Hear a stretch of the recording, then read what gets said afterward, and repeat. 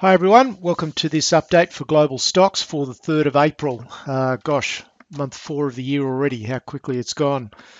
Uh, Nothing much has changed in the last week. We had another shortened week in Australia, but a normal week in America. To my view, the risks are rising.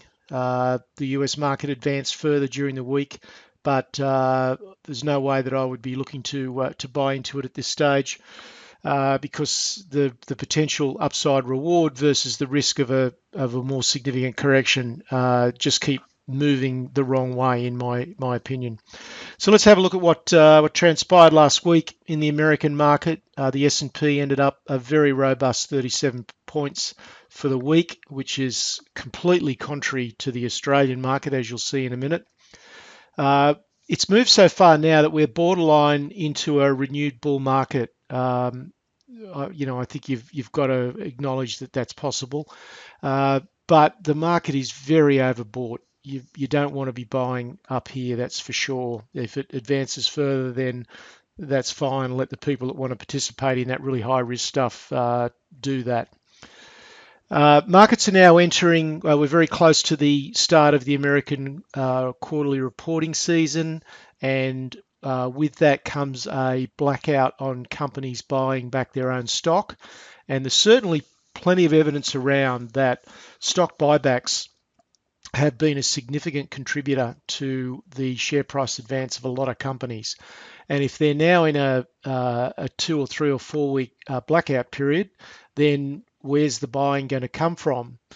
There's also a lot of the buying of late was induced by a short covering rally. So the people that have been short started to progressively reverse those shorts and take their profit from the middle of February. And, that has probably run most of its course as well. So you've got to really wonder where the buying is going to come from. So from my perspective, this is a rally that's been induced by absolutely crazy central bank policy. I just don't understand how they think that negative interest rates can possibly do anything except do a lot of harm. And so for me, this is a totally contrived market. Now, that doesn't mean that you can't participate and make money out of a contrived market. In fact, you can. But the only way to do it is to work from the extremes. And I've been at pains to point that out now for many, many weeks, that you've just got to spend a lot of the time sitting and waiting. This is not a market where you can participate all the time. You've got to wait for the extreme reversals and go with them, I believe, is the only way to approach this market these days.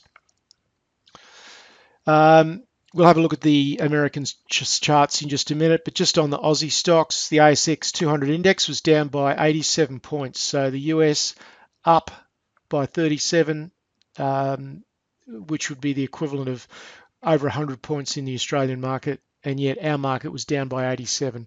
The directions couldn't be more stark. So the downtrend continues in the Australian index and with the majority of Australian stocks. And in Australia, it's really the pressure on the banks more than anything. The miners have recovered. Oil stocks haven't really done much, but certainly the miners have recovered.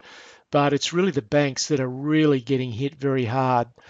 And I can only conclude that this is going to continue to be pushed around by overseas funds who've got this fixation that the Australian housing market is going to collapse. Now, I don't have an opinion, or I do have an opinion. I don't think the Australian housing market is going to collapse. But could there be a significant enough correction to cause banks problems? It's possible. So I guess that's part of the reason that banks are being sold down, and markets have seized on the fact that the ANZ increased their provision for bad debts by $800 million, and also Westpac made a much smaller move, but in the same direction. So what the markets are seizing on is the trend. But when you really look at the size of those provisions, they're pretty small in the big scheme of things. So I think the market reaction has been pretty much over the top. But it is what it is. And, you know, you don't want to stand in front of freight trains. And at the moment, the Australian market is heading down. The Australian banks are heading down. There's no point in trying to be a hero and buy them. You've just got to work with what the market is offering. So in the Australian market, look, there is just very little that's trending over the medium term. There's a small handful of stocks, and members, you know, certainly have a very clear idea of what they are, and we're participating in those. But the vast majority of stocks in Australia just are not trending at the moment. Let's have a look at a few charts. We'll start first of all with the S&P on a monthly basis, which is the view that we start with every week. You can see the long-term MACD is turned over in August. You can see the price action is significantly different. So the price action started to change. This tremendous rally that we'd had from all the central bank stimulus, that started to change in August of last year. Whether this correction is over and central banks can actually do a levitation act and keep artificially holding markets up, look, I don't know. But all I can observe is that the character of the market has changed. Therefore, there is a lot more danger in the market now than there was over the previous 3 years.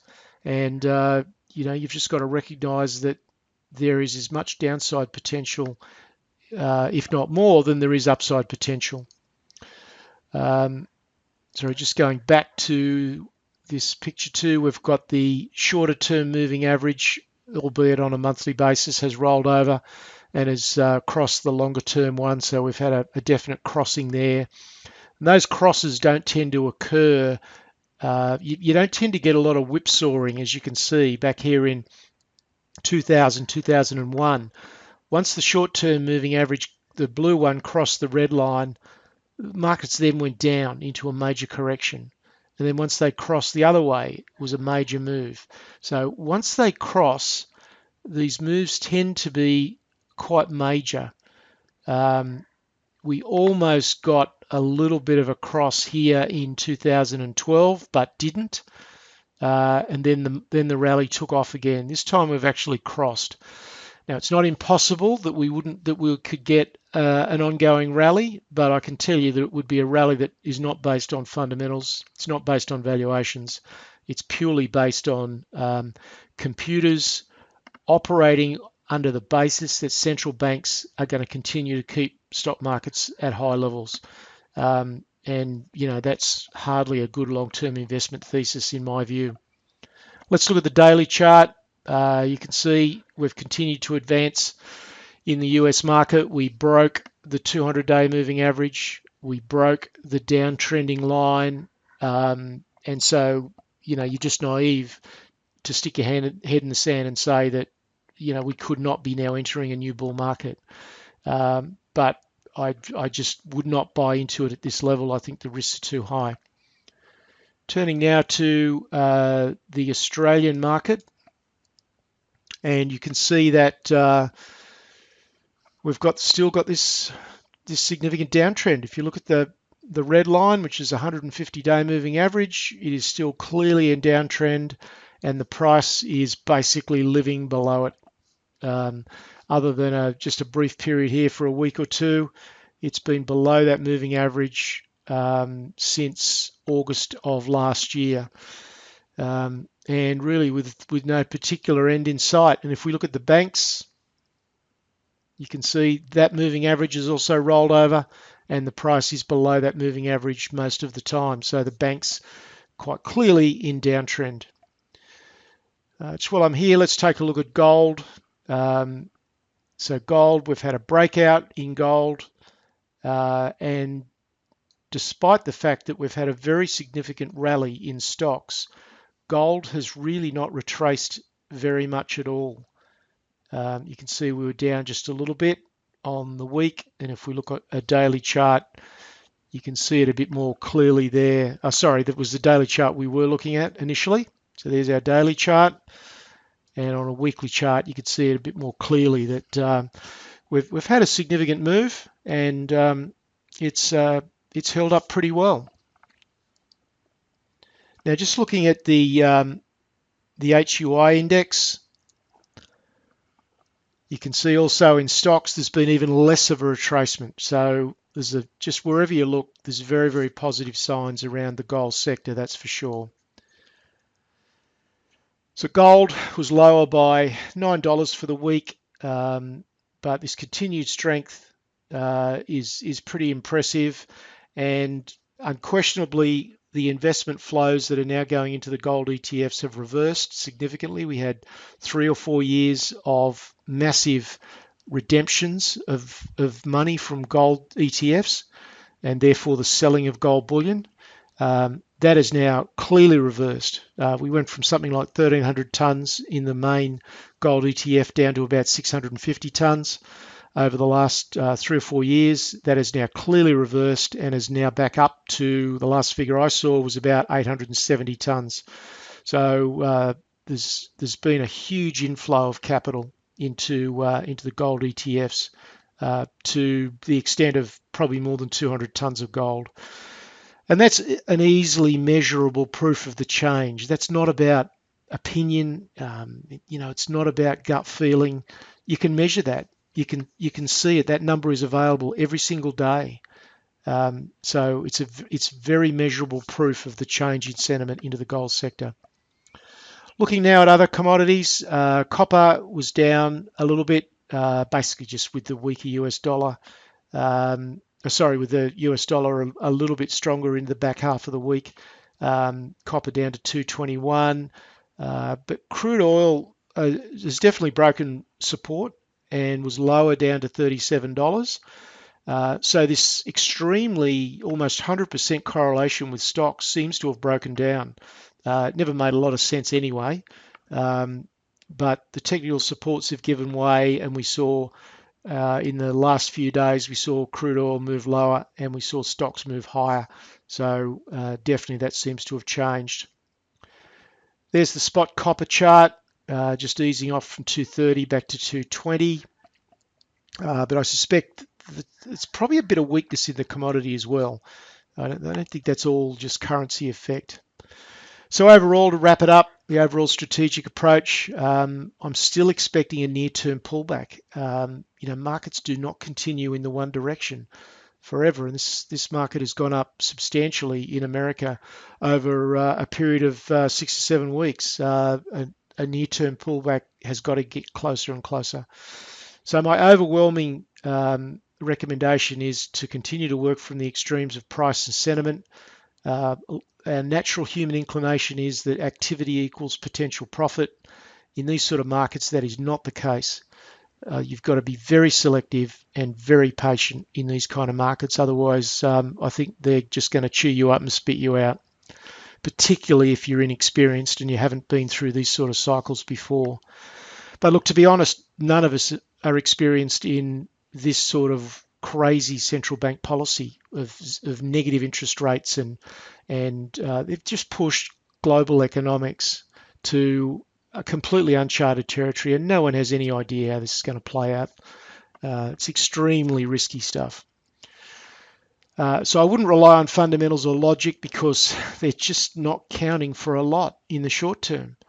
Longer term, yes, they will kick in and they will have an impact, but within the period of time that most people are trading or investing, you're far better off observing what the market is doing and going with that. And if it conflicts with your fundamental understanding or it conflicts with logic, then so be it. You just the objective here is to make money. The objective is not to be right. So please remember that. And as I indicated last week, you should be making preparations to trade and invest in gold stocks. The signs remain enormously positive to my way of thinking. But look, whilst the potential upside is extremely large and will unfold over a pretty decent period of time, this is a volatile sector, and this is not going to be easy for most people to get their hands around. First of all, you need to learn how to deal with the volatility.